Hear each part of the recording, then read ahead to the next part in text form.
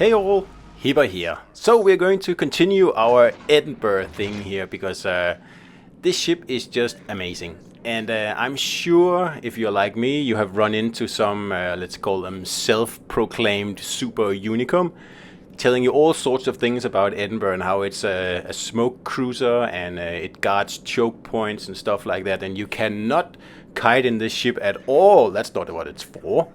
Well, I'm here to tell you that of course you can. You can kite in any ship if you want to. I mean, I do it all the time.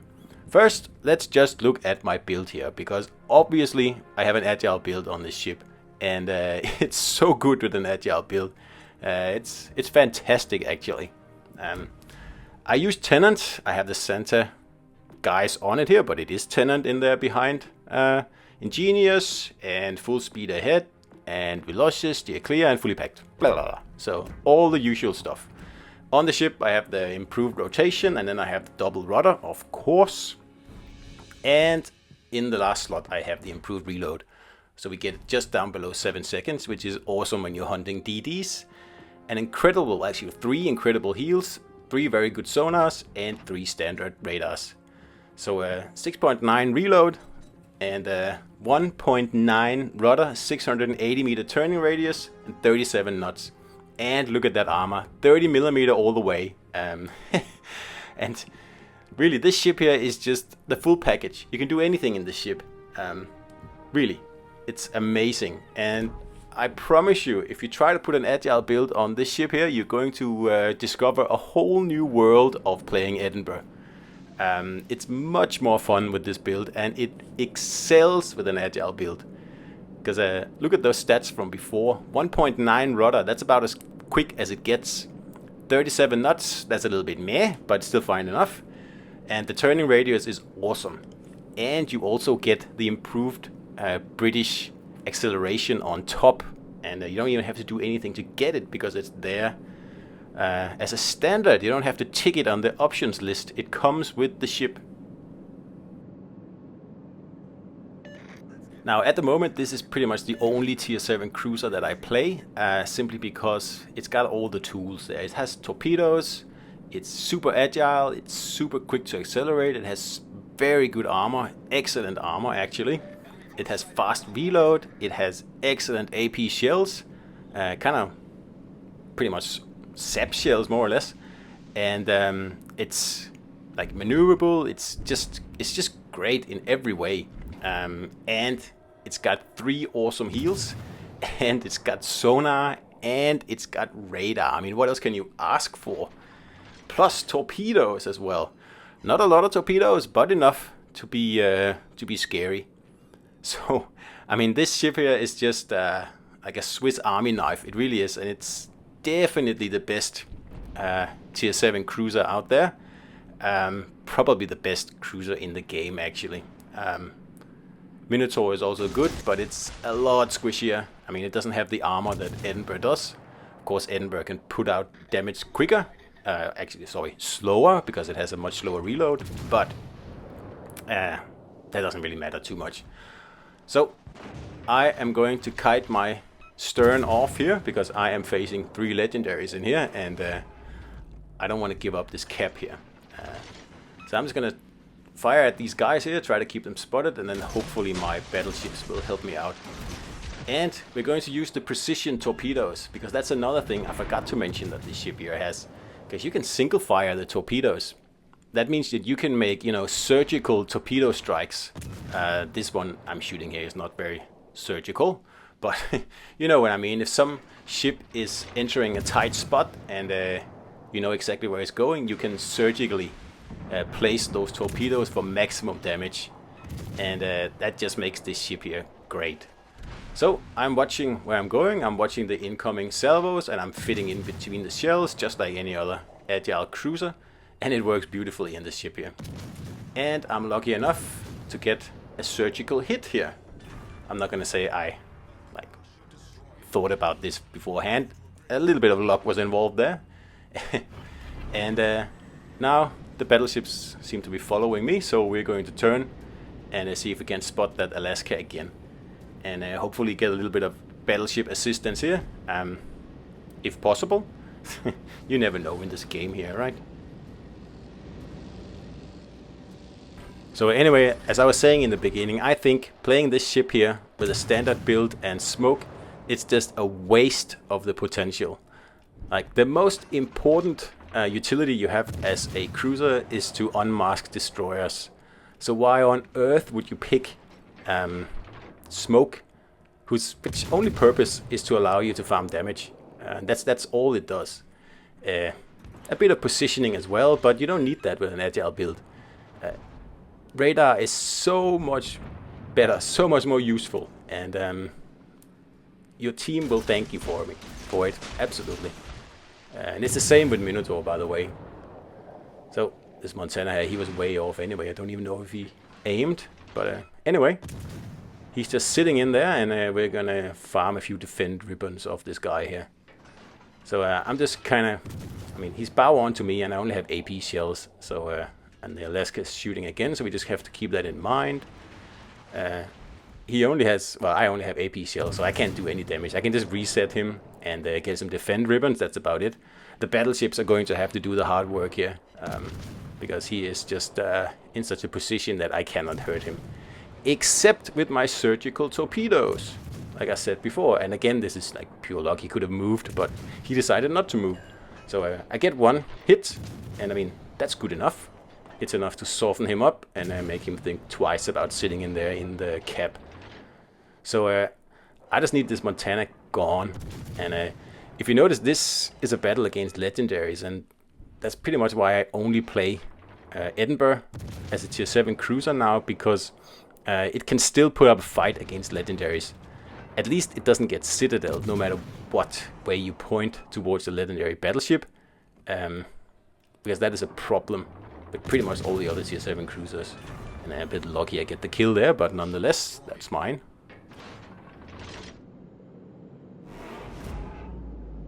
So anyway, there's a lot of people out there proclaiming to be self-taught experts in legends, and I mean, don't believe everything they say, because I heard like a million times people making fun of the Agile Edinburgh, but actually it is the best Agile cruiser out there. And like I said a few times now, it's awesome at the job.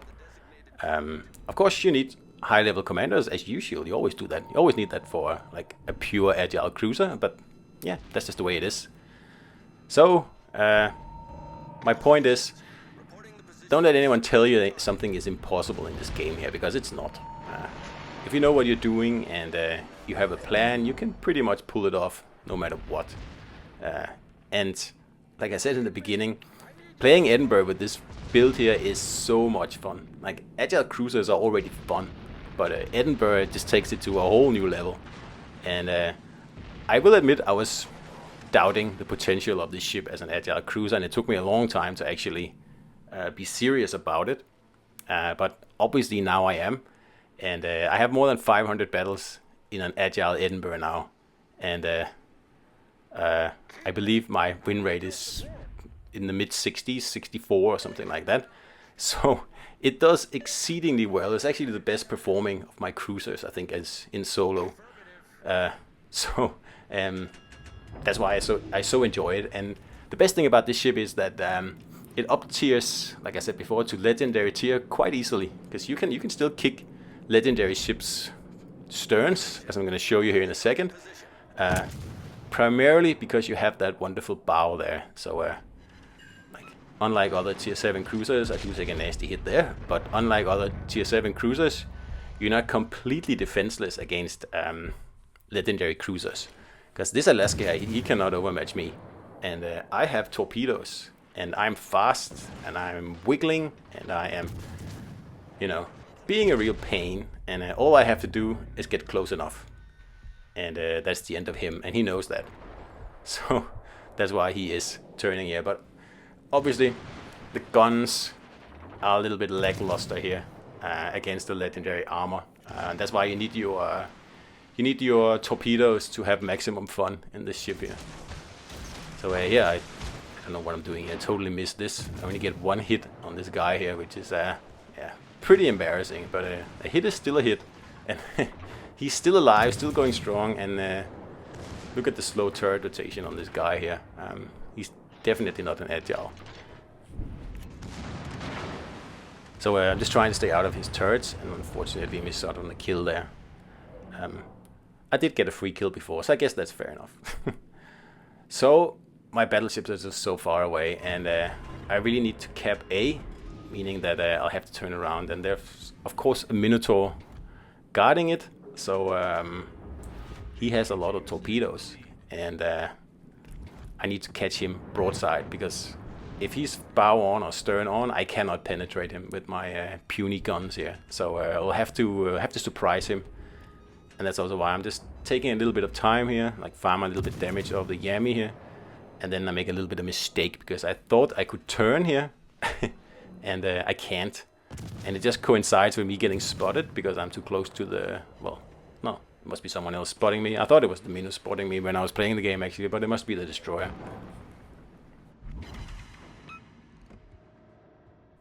So the Minnow is moving towards B cap. That means that I can now finally go towards A and see if I can't cap that, because we are way behind on points here.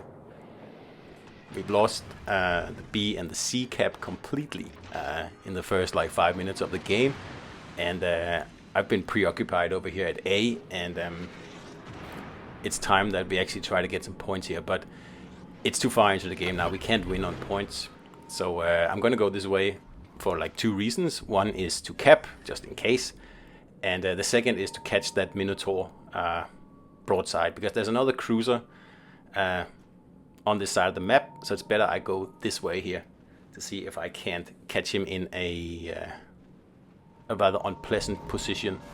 Because I mean, I still have a radar, I still have 2 sonars, so even if he smokes up, I should be able to make life pretty uncomfortable for him.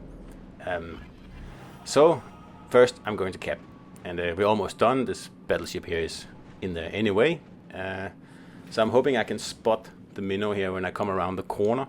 And the other cruiser is a Stalingrad, so obviously that means that he eats Minotaurs for lunch, and we do get him spotted, but I have to turn out so I don't get citadel by him, and he smokes up. But that's okay, because he can't see anything now. So I'm going to turn around, and then I'm going to get in as close as I possibly can so that he can't smoke fire anymore. That's the plan. So punch a few torpedoes down range also, just as a backup in case he rushes me. And I can see roughly where he is, so just see if I can get in a cheeky citadel here. And then I'll just check, do hit him. I'll just check that these 2 ships here are actually, you know, joining me for this adventure, because there's no going back now, we have to rush. So like I said, the Minotaur is effectively blinded. He's made sure of that himself. So all I have to do is just pretty much rush the smoke here until I get so close that either I can sonar him, or he fires from the smoke and I'm within his smoke firing penalty range. I think it's about 6 kilometers for a Minnow. And unfortunately my torps are going to miss. But that would have been cool to torp him in there, but that's not going to happen. So in the meantime, I'm just trying to hit him in the smoke as well as I can, and then I spot the torpedoes there, so the battleship should be safe, and there he is.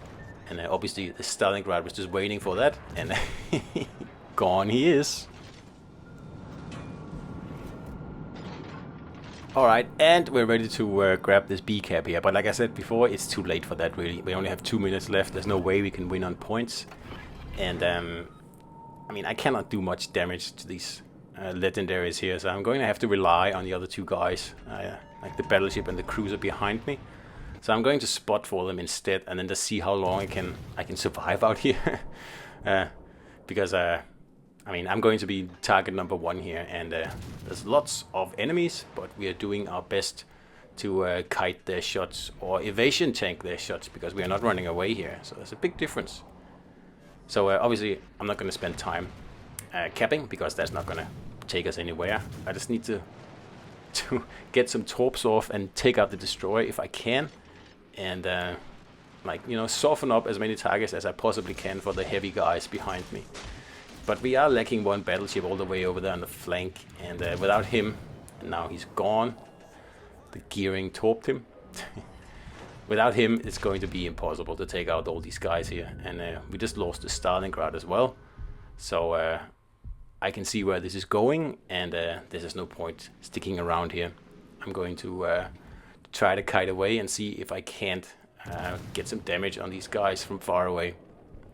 And then hopefully they'll shoot at me and not the battleship, and perhaps the battleship can get in a good salvo or two. But as you can see, we're running out of time, and we're running out of points, and there's really not much I can do here. So I get like incoming salvos from everywhere now. There's like this. I can't keep an eye on everything now. So I was just hoping to get this gearing here. That's really the one thing I'm missing, is to get this guy off the map. And we missed with the first salvo, but just trying again. We are showing broadside here, but there's only 20 seconds left, so it doesn't really matter if I get whooped, because we are going to lose this no matter what. And then down to 780 health here, so that was just waiting to happen, really. But this was a kiting Edinburgh, and it's actually very, very good at that. It's very good at everything. The ship is awesome, and I can't stop playing it. And I highly recommend you give it at least a shot, because it's very enjoyable to play. So I hope you enjoyed this video, and I'll see you out there.